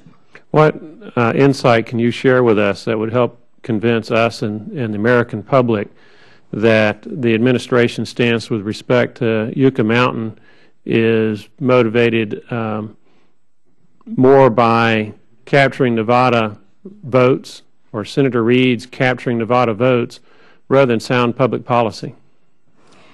I have been working, like you mentioned, in the field of nuclear waste management for over 25 years. And the main aspect of moving forward with this positioning of radioactive waste, whether it is low-level, transuranic, high-level waste, spent nuclear fuel, is the intent of the community that surrounds that particular site to move forward and deal with the mission that has been delineated for that particular repository. That is what I have learned from being a field manager at the Waste Isolation Pilot Plant in Carlsbad, New Mexico for 5 years before coming to headquarters in the Environmental Management Program. And I believe that part of what the Blue Ribbon Commission is going to look at is what is the process that would get us to success rather than starting and then having to stop and being dealing with extensive periods of litigation because we have not had a clear community as well as national interest merge with respect to the focus that we need to have in this very difficult field of dispositioning radioactive waste. Well, I see my time has expired. Thank you, Madam Secretary. Mr. Chairman. Thank you. Mr. Thornberry. Thank you, Mr. Chairman. Secretary D'Agostino, I think you made an important point a while ago that it is important for the U.S. to have the best nuclear capability for a variety of reasons, keeping our own nuclear deterrent, but also having that capability for a variety of contingencies is necessary. That's people, programs, and facilities all contribute to having that level of excellence where we want it to be. You mentioned a few minutes ago some of the challenges on the facilities part of it, and a 21% increase, I think you said. Of course, that comes off what some people would argue is decades of neglect, so we have a lot of catching up to do. One of the questions, well, let me ask this. Can you tell me over the next 5 to 10 years, what percentage of your construction budget is devoted to the facility at Los Alamos and the facility at Y-12? Well, let's see. In a typical year, I'm going to try to get my way to answering you directly. I think typically when we were steady state and we don't have these large facilities in our we're recapitalizing at the rate of about $200 to $50 million to $400 million a year, depending on what facilities we have, because we have obviously a many multi-billion dollar set of infrastructure to take care of. The two line item projects that we have right here are probably in the neighborhood of $300 to $600 million a year, depending on over the next 10 years as we look ahead. So what we've got, I would say about these two facilities will comprise more than 50% of the normal recapitalization that we would be doing. I'd have to check the statistic table I have here in my book to get the exact percentage, but it's a significant share. So. And take about how long to build? These large facilities we feel are going to be 10-year construction activities, from the initial design work that has to get done, defining the performance baseline, and then actually building them. And then typically it takes about 1.5 to 2 years to transition these into operations. Yeah. A normal recapitalization project like the high explosive press is more on the order of about 3.5 years or so. Yeah. It just seems to me an enormous challenge to have, and we've had these challenges since I've been on this committee. Whether it was NIF or whatever, we have some very expensive facilities as part of NNSA. Then we also have kind of the smaller, more routine things in competition with the same dollars. And the third thing we have is trying to transition the complex to a smaller footprint where it makes more sense with the number of weapons and the kinds of activities we're doing now. And all three of those priorities seem to me to be competing for the same dollars. I guess I'm curious what you can tell us about how you sort that out. Okay. Year in, year out. 10 years to build a building? I mean, I know it's a complicated building, but good heavens. Yes, surely there's got to be a better way. We are looking at better ways on these things. It's one of the challenges that we've been given. Don Cook, who's the deputy administrator, is looking at this particular challenge. He is exactly the right person for this job. He was the individual that was in charge of a $550 million facility at Sandia many years ago and brought that facility in under budget and early because of the way he approached the construction. He is, in fact, directed both of our M&O contract partners at Y-12 and Los Alamos to look for ways to leverage each other's capabilities. There are, in some cases, for these facilities, we have similar business teams working on these projects, particularly in the early design phase, and how do we integrate those two activities so we don't relearn the lessons from before. The one thing I would say on how do we balance priorities, I think it's a very good question. I recall very specifically when we were in the FY11 budget formulation process internally within the administration and the same in the FY12 process, taking a look at the out-year resources we have dedicated not to these facilities but to what I would call our base workload. And I asked for significant increase in resources for what I would call just your normal recapitalization, and I received support from the White House for that. So this 10-year plan does have that in there. The challenge will be, of course, is making sure that it stays in that account so we don't keep adding to our deferred maintenance problem. Many of the things we want to do, particularly at Y-12, for example, serve similar purposes, recapitalizing and shrinking the footprint. This is always one of those things where 10 years from now it'll get better, but we do have a plan, and we have to execute the plan now, sir. Yeah, and shrinking the footprint reduces security costs and has a variety of benefits. It Yes, just, sir. I agree. We got to stick with the plan. It just looks challenging to get from here to there for me. Thank you, Mr. Chairman. You bet. Thank you. We're going to go to Mr. Bishop, and then after that we will have a second round of questions if members have a second question for this panel. Well, actually, Mr. Chairman, I see you have changed my nameplate. I was expecting to use Mr. Scott's 5 and then run down to mine and get another 5, and apparently you have closed that avenue of abuse of the process to me. I actually am here to listen to this panel. I have questions to the next one. Thank you. Thank you. Then turning to our second round, returning again to Mr. D'Agostino. The B-61 bomb is a key capability that supports the U.S. contribution to NATO's nuclear alliance and our extended deterrence commitments. The NNSA budget request contains a significant increase in funds for the B-61 life extension program and includes plans for NNSA to begin engineering development activities, Phase 6.3, in fiscal year 2012. However, the cost and design study, Phase 6.2 and 6.2A, is not yet complete, and the Nuclear Weapons Council will not meet until later this year to authorize entry into the next phase. What gives NNSA confidence that it can proceed into engineering development, and how is NNSA managing schedule, cost, and risk to meet the delivery requirement for a first LEP life extension production unit by 2017? Mr. Chairman, the approach we're taking is what I would call is very active project management. This is a project. Just like a infrastructure project is a project, this is a project. It has a defined cost, scope, and a schedule basis.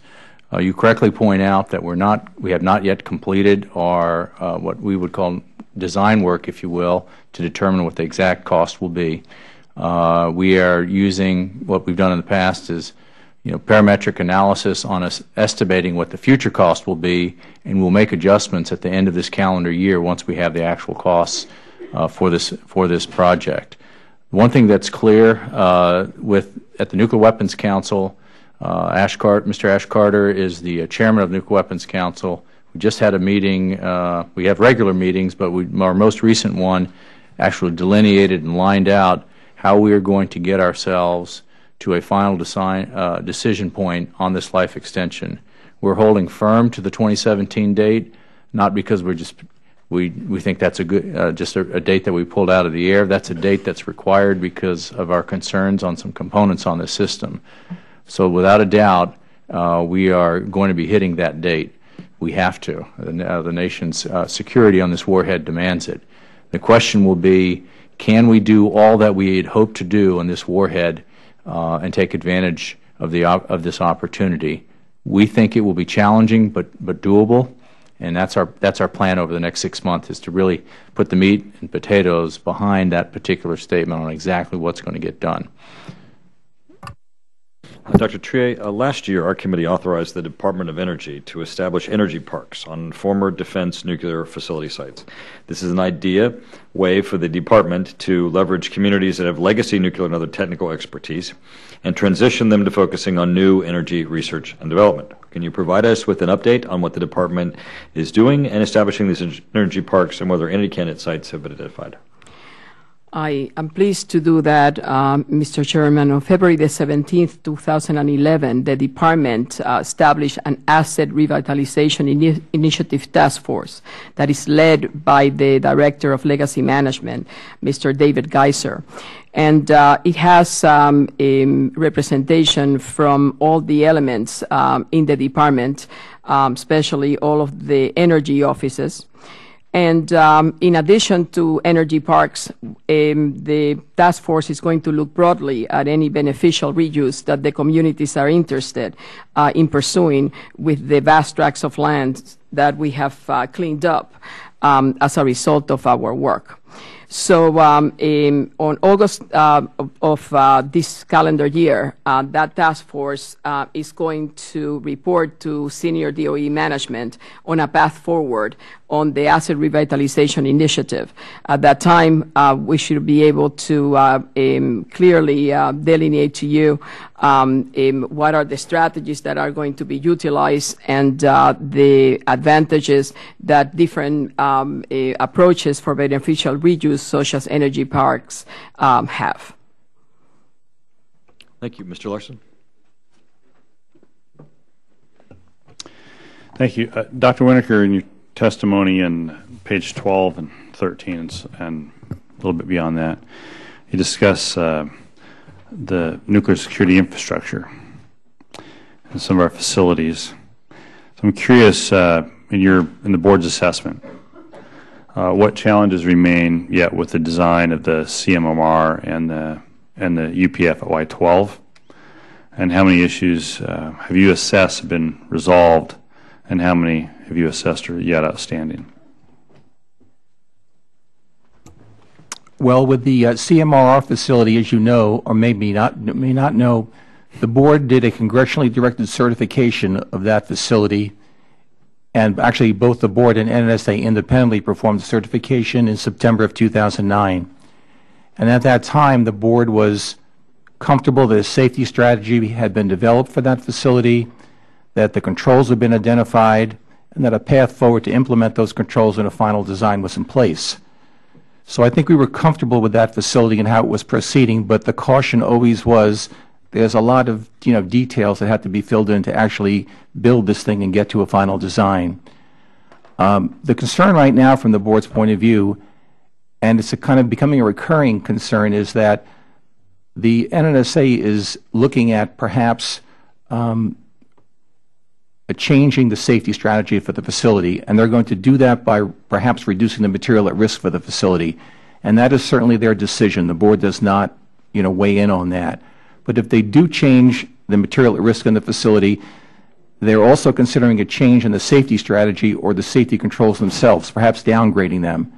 So I think this thing is right now in a situation where we really have to get clear, and we wrote the letter, a letter to the administrator in February asking him to provide a little more detail to us about exactly how NNSA is going to proceed with this facility. So we're kind of in a situation right now where we're waiting just to get recalibrated in terms of what the administrator wants to do with that facility, and then we're going to have to, in a sense, relook at what the safety controls are and convince ourselves they're adequate. The UPF facility down at Y-12 was a facility that the board had some initial structural concerns about. I think most of those were resolved.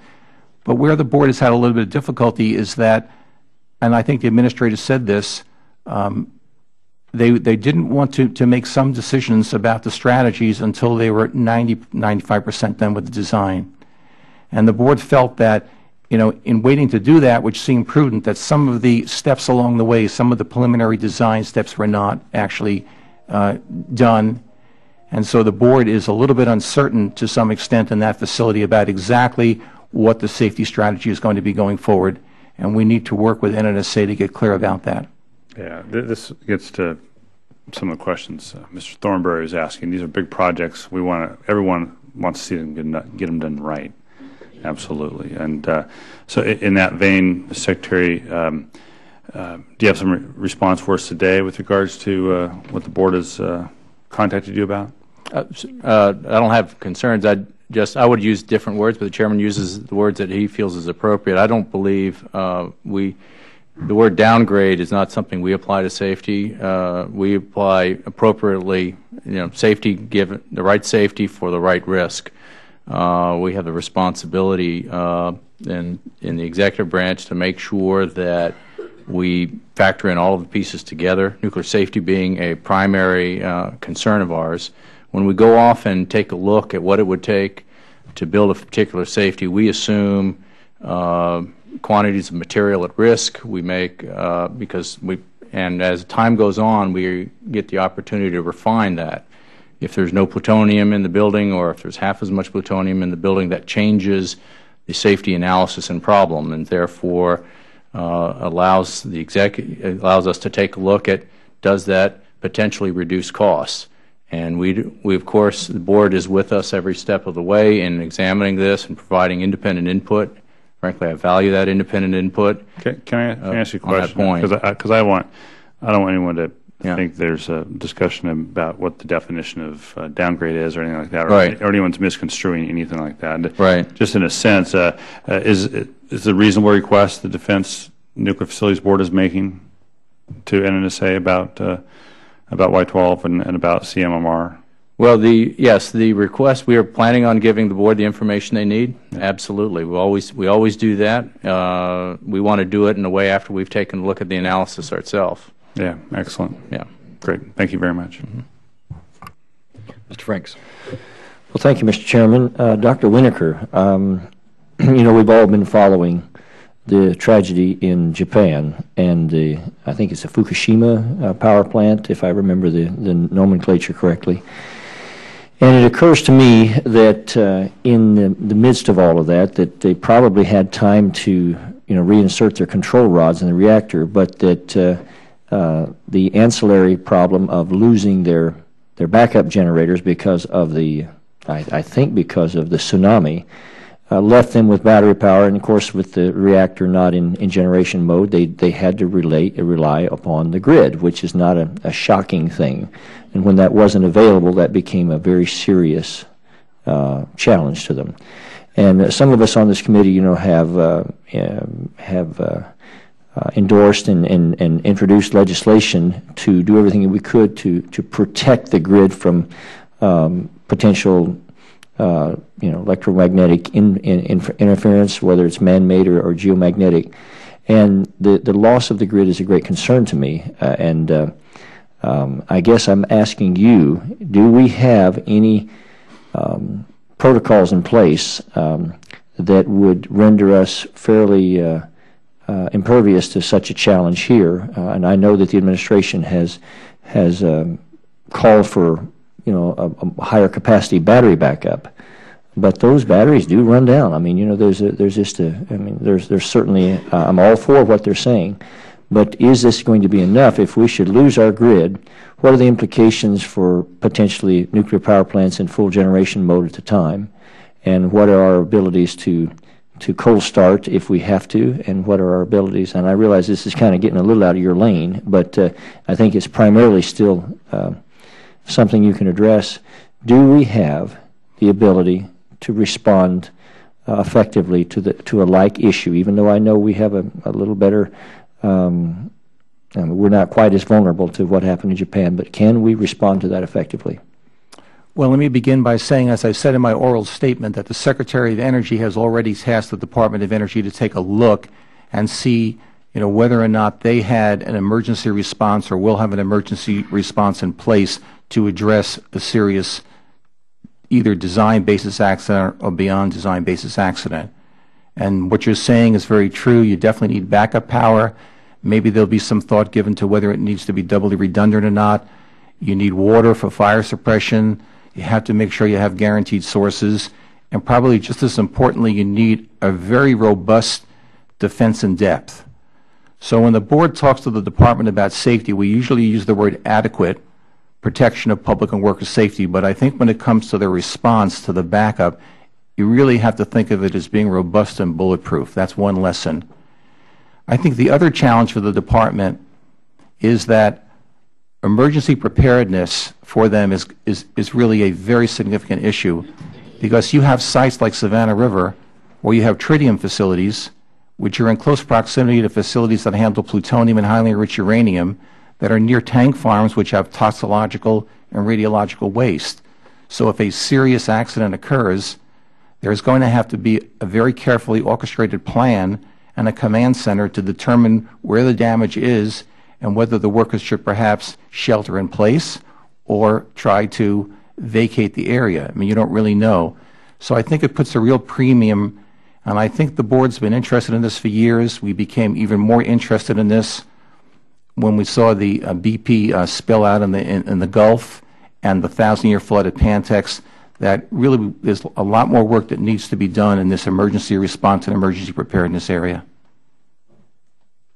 let me just encourage the administration, you, Dr. Winokur, and others to take a good look at the SHIELD Act that we've put forth to protect the grid from EMP or geomagnetic-related damage because of the criticality of the grid to back us up in these situations. You know, it's hard to sometimes realize all of the cascading effects that occur. I mean, if you run out of diesel fuel or for whatever you have, or your batteries run down there, and with the plant being not in full generation mode, to be able to maintain its own circulation and maintain its own cooling capacity, then that becomes something to look at carefully. And I hope you will do that, because it seems like there's a pretty strong consensus that we need to do this, even though it's just one area. But I think that some impetus on your part or some encouragement on your part might help it, and I hope we do that. Thank you. Thank you. Ms. Sanchez. Thank you, Mr. Chairman. Dr. Winokur, I have a question along the line of what Mr. Franks just asked. Can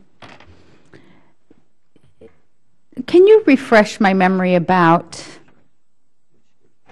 contingency plans? Let's say, for example, I live in the Southern California area near something called the San Onofre Power Plant, where Southern California Edison is the one that's drawing the power from there, a private company. It sits on the ocean, probably on what we would consider county property, right within the sphere of influence of a public municipality that has its own government called San Clemente, with federal highway running alongside it, an interstate highway, and some local arterials and state highways connecting everything. So I know we plan for this, and I know we have plans, and they're probably adequate, but in light of what happened in Japan and really a perfect storm coming together and overwhelming what probably their contingency plan is, who's in charge of that contingency plan? Who oversees it? Are we going back and looking at every power plant we have of that in that way and saying what would happen with an overwhelming situation? And who's in charge of making sure that barriers are correct, or things need to be heightened, or spent rods are outside in a more vulnerable area, and highways aren't adequate to evacuate people we need to evacuate if there's that type of a population right next to the reactors? Well, thank you. It's a little bit out of our jurisdiction, but I do want to hopefully... Who would I ask? The governor of the state, I don't know. Well, that's exactly what, is it the governor? Is it the state? I don't know. Are the feds? I can't really comment, but I would like to make a relevant comment from the Safety Board's point of view, because we do have responsibilities for defense nuclear facilities and DOE sites. And I want you to know that what I lose sleep over at night is what you're talking about. When I look at facilities and I try to rate which ones I'm the most concerned about, the first thing I say to myself is, which site is near a population center? Which site, if I have a problem, is going to more immediately impact the public? So there are some places like the Nevada test site where even if there was an accident, which would be a very unfortunate thing, we are still pretty far from a population center, and I feel more confident. And I know that I can confine the emergency response in the site. But there are others where that can't be done. And I think those are the ones that we need to work with the department on to ensure that the emergency response and emergency preparedness, not only probably like you're suggesting, includes the site, the Department of Energy, but also, I'm sure the department does this, the interacting community around it. Do you feel comfortable that Department of Energy and Department of Defense facilities have the contingency plan for the overwhelming scenario? Are you referring to the beyond design basis accident? Probably.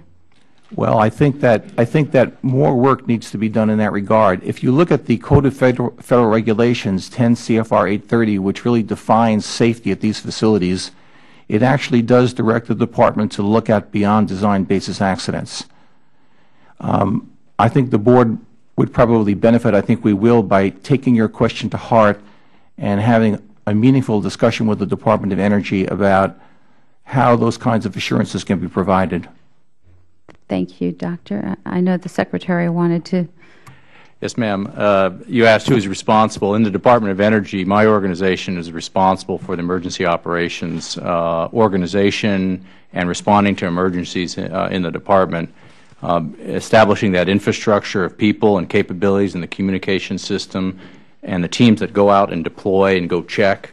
What we do, first of all, one of the things we're doing is moving nuclear material out of areas where we have large populations.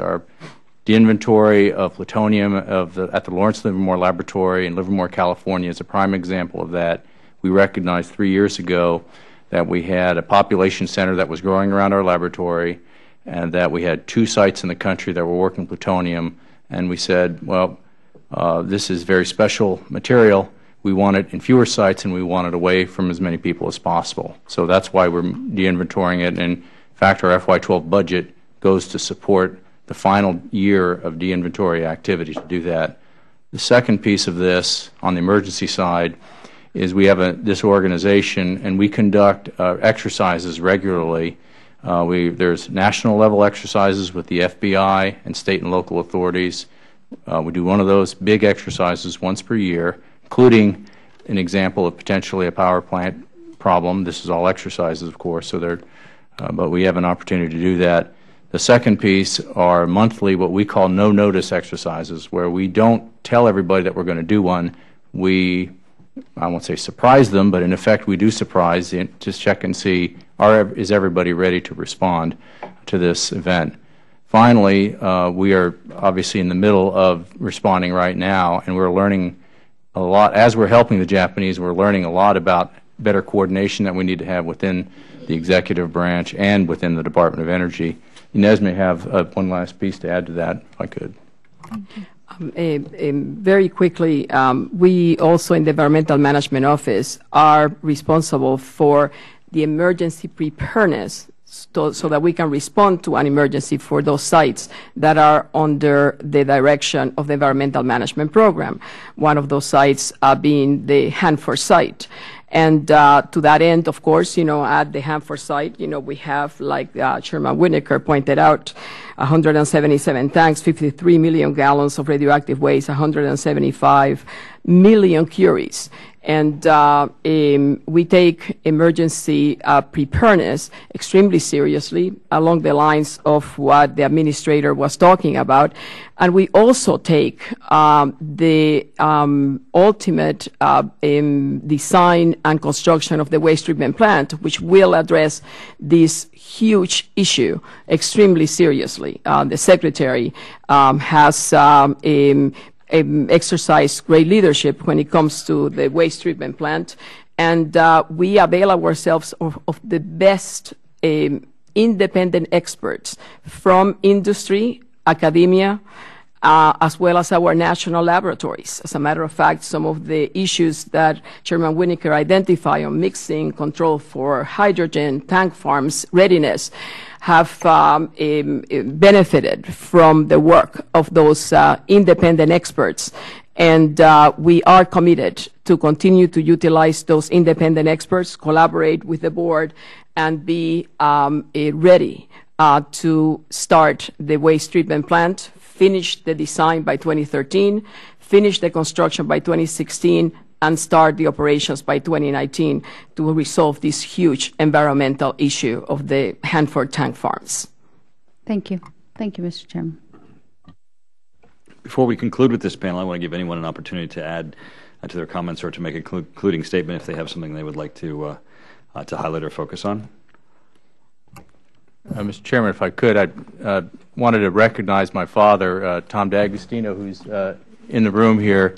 He's served his country for over 45 years, starting off in the Marine Corps as an officer in the Korean War, and he's been an inspiration to me in dedication. I've learned a lot from him, and I'm here because of him, so I wanted to thank him publicly. Thank you. Appreciate your indulgence. Very good.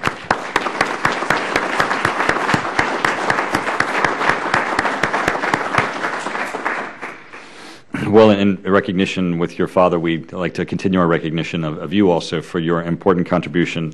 We are just also appreciative of the fact that you continue to serve in this capacity and know that you're making a tremendous difference.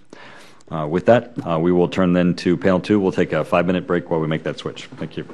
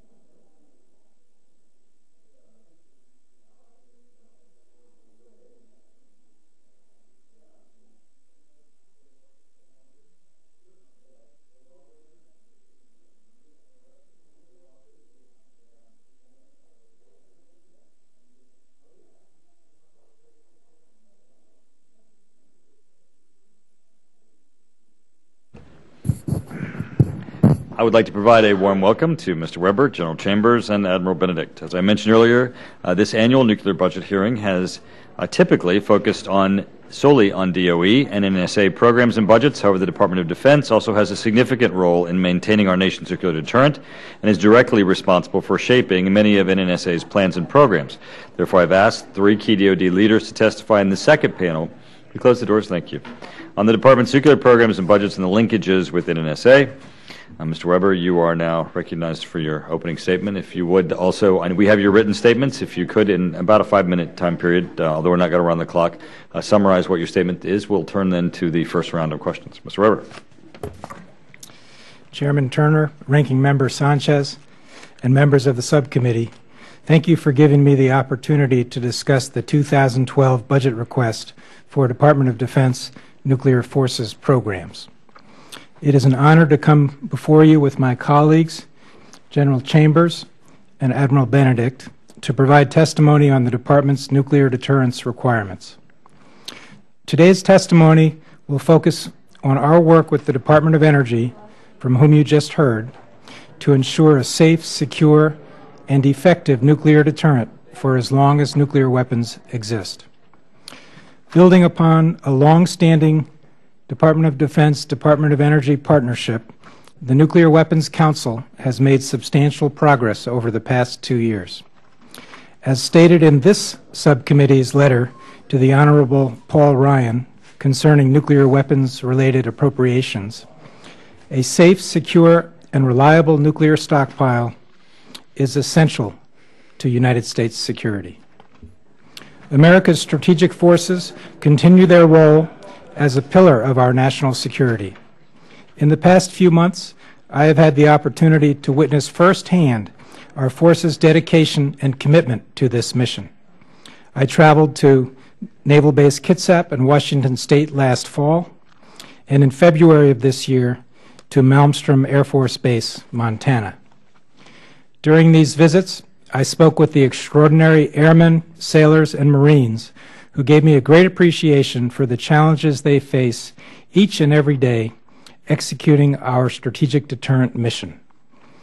Before discussing fiscal year 2012 plans, it is important to step back for a moment and consider the status of the nuclear security enterprise before the Nuclear Posture Review. According to the bipartisan Schlesinger-Perry report, the physical infrastructure was in serious need of transformation. DOD also had inadequate plans for modernization of delivery platforms for nuclear weapons. Perhaps most importantly, both departments were dealing with the absence of a much-needed national consensus on the future role of our nation's nuclear deterrent. By completing last year's Nuclear Posture Review, restore this national consensus and outlined a comprehensive plan to revitalize the nuclear enterprise and respond to all 21st century nuclear threats, including nuclear terrorism. The Departments of Defense and Energy now have a shared path forward to recapitalize the nuclear enterprise. The Department of Defense has a robust plan for recapitalizing the delivery systems that support our nuclear deterrent. The NPR concluded that the United States will retain a nuclear triad under a New START treaty comprised of ICBMs, SLBMs, and nuclear-capable bombers. To keep the nuclear stockpile safe, secure, and effective for the long term, we are moving forward with SLBM, ICBM, and gravity bomb warhead life extension programs. We will also bolster the human capital base throughout the nuclear enterprise while restoring the infrastructure that supports the stockpile.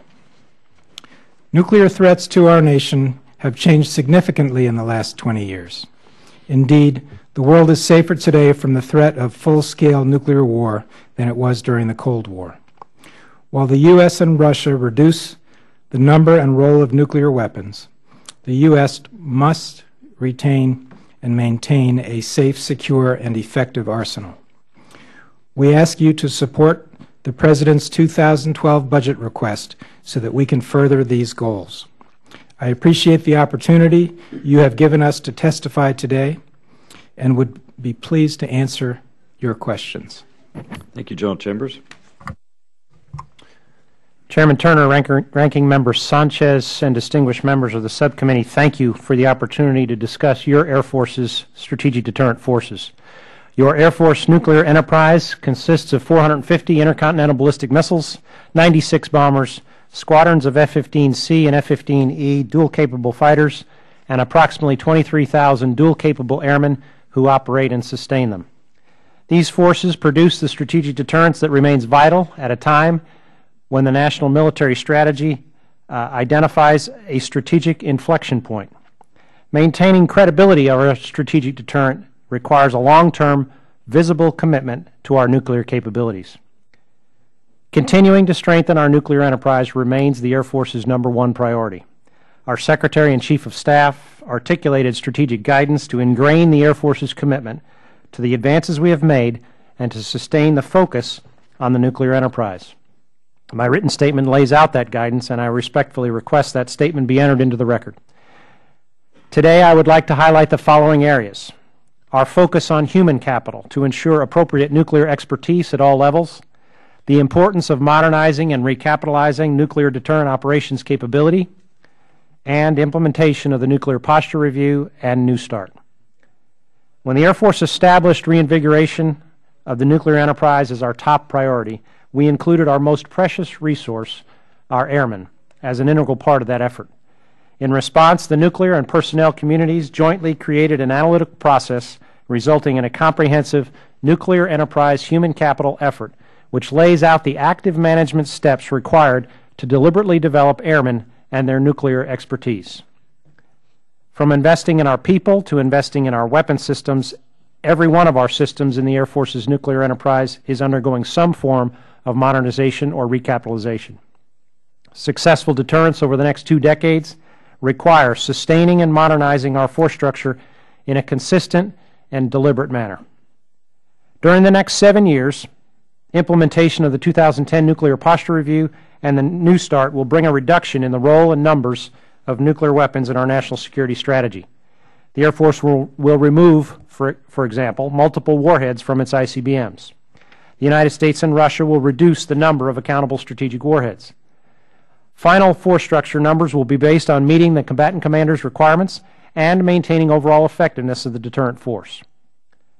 Our ability, as outlined in the National Military Strategy, to help enable other nations achieve their security goals, serve as a convener to cooperatively address common security challenges, or lastly, act as a security guarantor, preferably with partners and allies, but alone if necessary, rests on a foundation of U.S. nuclear capabilities and the strategic deterrence they provide.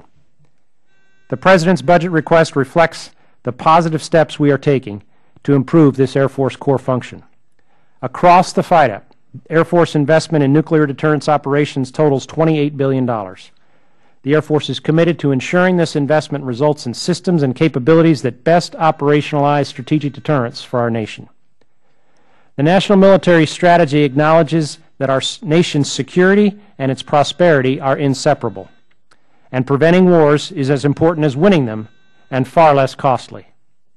In this time of constrained resources, the efficacy of nuclear deterrent operations is evident in the fact that for approximately 3% of the Air Force total obligation authority, your Air Force continues to deliver the bedrock of global strategic stability, providing the ICBM and bomber legs of the triad, as well as dual-capable fighter capability 24 hours a day, 7 days a week, 365 days a year.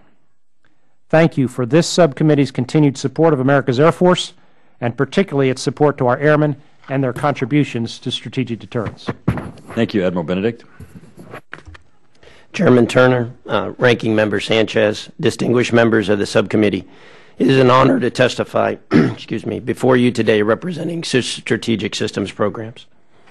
SSP's mission is to design, develop, produce, support, and protect our nation's sea-based strategic deterrent, the Trident II D5 strategic weapon system. The recently ratified New START Treaty increases the dependence on the submarine leg of the triad. The reductions in warheads and launchers will result in ballistic missile submarines carrying approximately 70% of the nation's strategic commitment. I have focused on 4 priorities since returning to SSP: nuclear weapons security, the D5 Life Extension Program, the Ohio Replacement Program, and the Solid Rocket Motor Industrial Base. The first priority I would like to address, and arguably the most important priority, is the safety and the security of the Navy's nuclear weapons. Our Marines and Navy Master-at-Arms provide an effective and integrated elite security force at our 2 strategic weapons facilities in Kings Bay, Georgia, and Bangor, Washington. The U.S. Coast Guard units have been commissioned at both facilities to protect our Ohio-class submarines as they transit to and from their dive points. This team provides a comprehensive security umbrella. The second priority I would like to discuss is SSB's life extension efforts to ensure an effective and reliable sea-based deterrent. The D5 weapon system continues to demonstrate itself as a credible deterrent and exceeds the operational requirements established for the system almost 30 years ago. Last month, the USS Nevada conducted the 135th consecutive successful flight test of the D5 system. However, we cannot simply rest on our successes. We must remain vigilant of age-related issues to ensure a continued high level of reliability. SSP is extending the life of the D5 weapon system through an update to all the subsystems: launcher, navigation, fire control, guidance, missile, and reentry. These life extension efforts will provide the Navy with the system we need to meet the operational requirements of the future. My next priority, and one of the highest Navy priorities, is the Ohio Replacement Program. To lower development costs and leverage the proven reliability of the Trident II, the Ohio Replacement SSBN will enter service with the D5 weapon system beginning in 2029. Another critical component of the Ohio Replacement Program is the development of a common missile compartment that will support D5 deployment on both the Ohio-class replacement and the successor to the United Kingdom's Vanguard class. Finally, I would like to discuss the importance of the solid rocket motor industrial base. The Navy is maintaining a continuous production of rocket motors. However, we have faced significant cost challenges as both NASA and the Air Force demands have declined. We are working with our industry partners, the Department of Defense, and Congress to sustain the solid rocket motor industrial base and find ways to maintain successful partnerships. We look forward to continuing this collaborative approach to maintain this critical national capability. Thank you for the opportunity to testify here today. I respectfully request that my written statement be submitted for the record, and I am pleased to answer your questions at this time, sir. Thank you. As you can tell, we've had a vote that was called. That's the 10-minute bell that we have to get to the Capitol for. I'm going to yield my time to Mr. Bishop so he would not have to return after the vote, since he's sat through so much of this hearing. But before I do, Admiral, I just want to point out one correction to your statements. The Ohio-class submarine replacement program is not the Ohio replacement program, because Ohio will never be replaced. That, of course, is near and dear to me, being from Ohio. Mr. Bishop. Thank you, Mr. Chairman. I appreciate that kindness, and I would be willing to come back, obviously, unless we're talking about Ohio again. Should be Utah class, I think. Rear Admiral, I appreciate your comments very much, especially your fourth point there on the base, and I realize that the Navy's strategic systems programs has been impacted by NASA's Space Shuttle conclusion, as well as the completion of the Minuteman III propulsion replacement program. Knowing that the current and diminished solid rocket motor market has impacted the D5 missile, what does the Navy plan to do actually to minimize those costs? Sir, we have been working very collaboratively with our industry partners, both Lockheed Martin and ATK. To that extent, I went out to Utah, went through the plant, and took a series of briefings from ATK. As a result of that, I requested that those briefings be provided to General Kaler, who's Commander, U.S. Strategic Forces, as well as Mr. Stackley, who is ASN RDNA. What those presentations show is an aggressive approach by ATK to try and minimize their cost. Specifically, they have reduced their indirect costs approximately 24% over the last 3 years. They have also significantly reduced their headcount from approximately 4,900 individuals to about 2,800, a reduction of 42% in order to maintain costs. They have consolidated within buildings to the maximum extent possible. And while all that was happening, sir, over the last 3 years, the D5 program has taken significant efforts in quality and process improvements, where we have reduced approximately 17,000 hours and cost avoided about $10 million a year. So to get, I'm sorry, sir. Oh, if I could just interrupt, because I appreciate that. You're right on with what you're saying you're doing. Do you also have a plan in the future? Because NASA is still dithering on what they want to do with the heavy lift, whether they want to obey Congress or not. So regardless of what NASA ultimately decides to do you also have a sustainability plan regardless of NASA's involvement in the future? Sir, we have a requirement to maintain the strategic deterrence. We have a requirement today we have a plan today to move forward with minimum sustaining. An analysis that we conducted said that we need to produce 12 sets of motors per year in order to maintain safety at ATK. So I'm assuming you're planning on maintaining that, yes, that production level? Yes, sir, we are. Through the current Ohio class as well as the new Ohio class as well? Yes, sir. That's wonderful. Would the Navy benefit if the Air Force, and I'm not trying to put the General on the spot here, would continue its production of the Minuteman ICBMs as well as NASA continuing on with the same manner in a low-rate production concept? Yes, sir. I think any increase in volume to the projected reduction based on NASA and the logical termination of the Minuteman line today would significantly benefit the United States Navy in terms of overhead charge. I appreciate that. Mr. Chairman, I know you're anxious to get over here to vote with everyone else. I have a couple of other questions, but if I could submit those in writing, I would be appreciative, and we'll let you move on with the committee. Thank you for the kindness of allowing me to be here. Good. Thank you so much. We'll be recessed.